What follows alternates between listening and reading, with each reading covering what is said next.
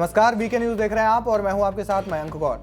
हाल ही में भारत सरकार ने प्याज के निर्यात पर प्रतिबंध लगा दिया था। प्याज के निर्यात पर रोक लगाकर सरकार का एकमात्र लक्ष्य था जो था घरेलू बाजार में कीमतों में उछाल या फिर उतार चढ़ाव पर रोक लगाना। बढ़ती कीमतों से निपटने के लिए केंद्र सरकार द्वारा अक्टूबर 2023 में प्याज पर $800 प्रति टन का न्यूनतम निर्यात मूल्य लगाया गया था और अब प्याज के निर्यात पर प्रतिबंध लगाने के बावजूद केंद्र सरकार की ओर से एक बड़ा फैसला सुनाया गया है।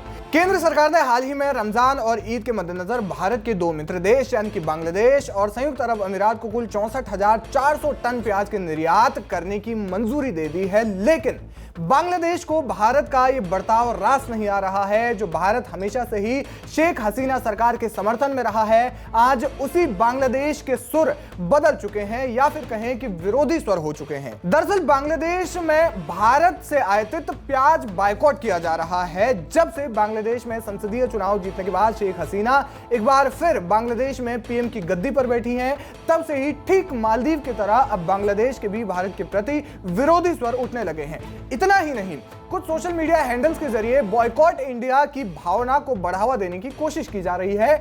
ईद और रमजान के मौके पर मुस्लिम लोगों के खाने में खासतौर पर प्याज का इस्तेमाल किया जाता है और इसी के चलते केंद्र सरकार ने प्याज के निर्यात पर प्रतिबंध लगाने के बावजूद यूएई और बांग्लादेश को प्याज का निर्यात करने की अनुमति दी थी।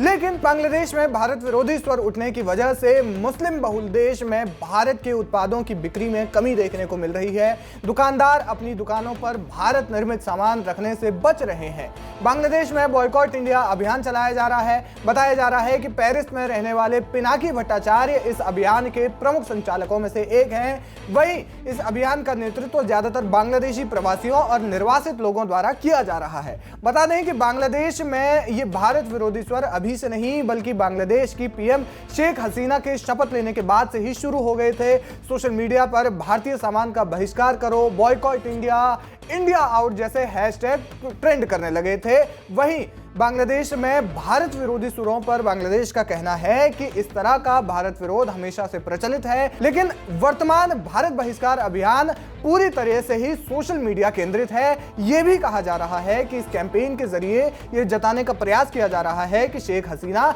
भारत की वजह से सत्ता में आई है। हालांकि अब सच क्या है, भारत जो हमेशा से ही बांग्लादेश का समर्थक रहा है, आज उसी बांग्लादेश में भारत विरोधी स्वर उठ रहे हैं। आज उसी बांग्लादेश में भारत का विरोध हो रहा है। संभवतः बांग्लादेश भूल गया है कि पाकिस्तान से उसकी आजादी दिलाने का सबसे बड़ा हाथ इसमें भारत का ही था जब 1971 में बांग्लादेश वॉर हुई थी और फिर बांग्लादेश एक स्वतंत्र देश बना था। संभवतः बांग्लादेश को ऐसा नहीं भूलना चाहिए और भारत के एहसानों का ध्यान जरूर रखना चाहिए। जिस तरीके से बांग्लादेश में ये बॉयकॉट इंडिया ट्रेंड कर रहा है, क्या कुछ कहना चाहते हैं आप उस पर हमें कमेंट करके जरूर बताएं।